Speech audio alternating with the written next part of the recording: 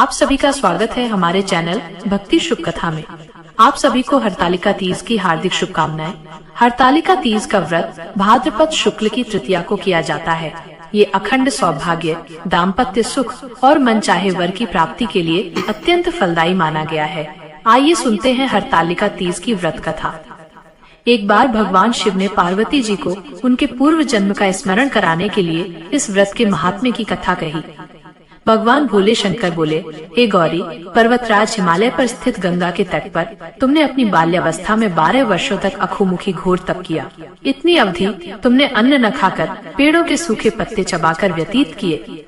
माघ की विकराल शीतलता में तुमने लगातार जल में प्रवेश करके तप किया। वैशाख की जला देने वाली गर्मी में तुमने पंचाग्नि से शरीर को तपाया। श्रावण की मूसलाधार वर्षा में खुले आसमान के नीचे बिना अन्न जल ग्रहण किए तुमने समय व्यतीत किया।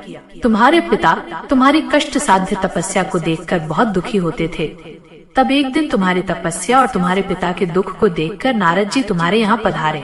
तुम्हारे पिता ने अपने पूरे दिल से उनका अतिथि सत्कार किया और उनसे आने का कारण पूछा। नारद जी ने कहा, गिरिराज, मैं भगवान विष्णु के भेजने पर यहाँ आया हूँ।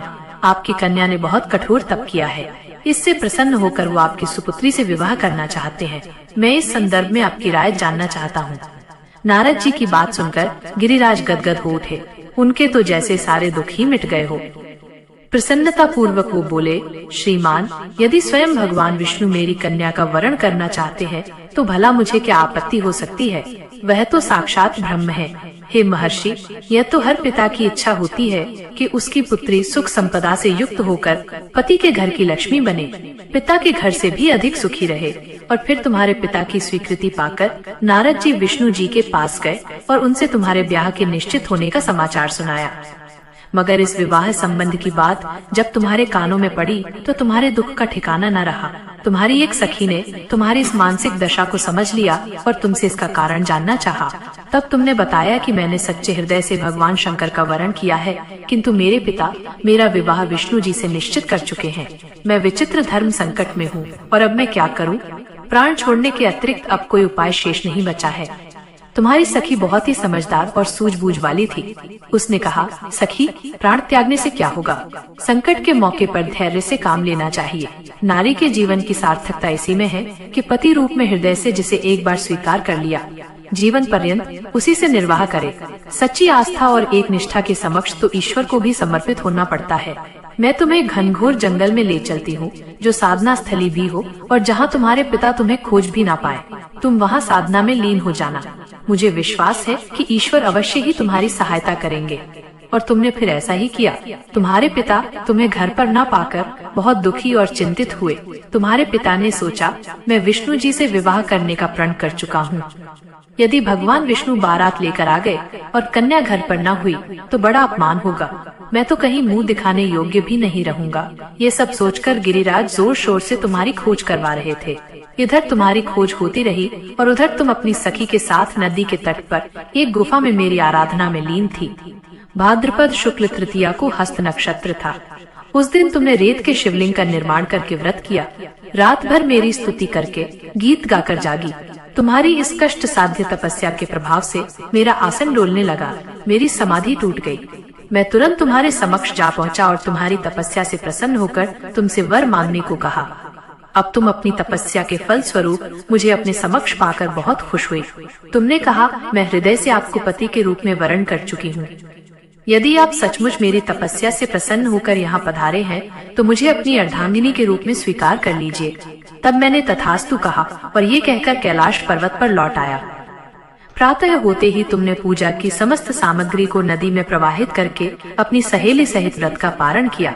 उसी समय अपने मित्र, बंधु और दरबारियों सहित गिरिराज तुम्हें खोजते खोजते वहां आ पहुँचे और तुम्हारी इस कष्ट साध्य तपस्या का कारण और उद्देश्य पूछा। उस समय तुम्हारी दशा को देखकर गिरिराज बहुत दुखी हुए और तुम्हारी पीड़ा के कारण उनकी आंखों में आंसू उमड़ आए। तुमने उनके आंसू पोंछते हुए विनम्र स्वर में कहा, पिताजी, मैंने अपने जीवन का अधिकांश समय कठोर तपस्या में बिताया है। मेरी इस तपस्या का उद्देश्य केवल यही था कि मैं महादेव को पति के रूप में पाना चाहती थी। आज मैं अपनी तपस्या की कसौटी पर खरी उतर चुकी हूँ। आप क्योंकि विष्णु जी से मेरा विवाह करने का निर्णय ले चुके हैं, इसलिए मैं अपने आराध्य की खोज में घर छोड़कर यहाँ आ गई थी। अब मैं आपके साथ इसी शर्त पर घर जाऊंगी कि आप मेरा विवाह विष्णु जी से नहीं महादेव जी से कराएंगे। गिरिराज जी मान गए और तुम्हें घर ले गए और कुछ समय बाद पूरे विधि विधान पूर्वक उन्होंने हम दोनों को विवाह सूत्र में बांध दिया।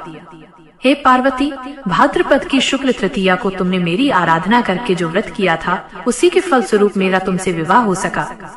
इसका महत्व ये है कि मैं इस व्रत को करने वाली कुंवारी कन्याओं को मनवांछित फल देता हूँ और विवाहित महिलाओं को अखंड सौभाग्य मिलता है। इसलिए सौभाग्य की इच्छा करने वाली प्रत्येक युवती को इस व्रत को पूरी एक निष्ठा और आस्था से करना चाहिए। इस दिन सुबह स्नान करके व्रत करने का संकल्प ले। कहें, मैं अखंड सौभाग्य की प्राप्ति के लिए हरतालिका तीज का व्रत कर रही हूँ। स्वच्छ वस्त्र धारण करें और लाल, पीला या हरा वस्त्र पहने। पूजा स्थल को सजाएं। भगवान शिव और माता पार्वती की मूर्ति स्थापित करें।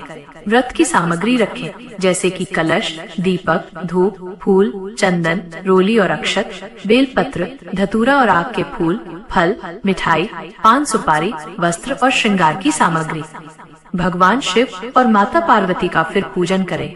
शिवलिंग पर जल, दूध, बेलपत्र चढ़ाएं और माता पार्वती को श्रृंगार की सामग्री अर्पित करें। व्रत की कथा सुने या पढ़ें और पूरी रात जागरण करें, भजन कीर्तन करें और बाद में भगवान शिव और माता पार्वती की आरती भी करें। तो ये थी हरतालिका तीज की व्रत कथा। आपको ये कथा कैसी लगी कमेंट करके जरूर बताएं। साथ ही मेरे चैनल भक्ति शुभ कथा को सब्सक्राइब करना ना भूलें। धन्यवाद।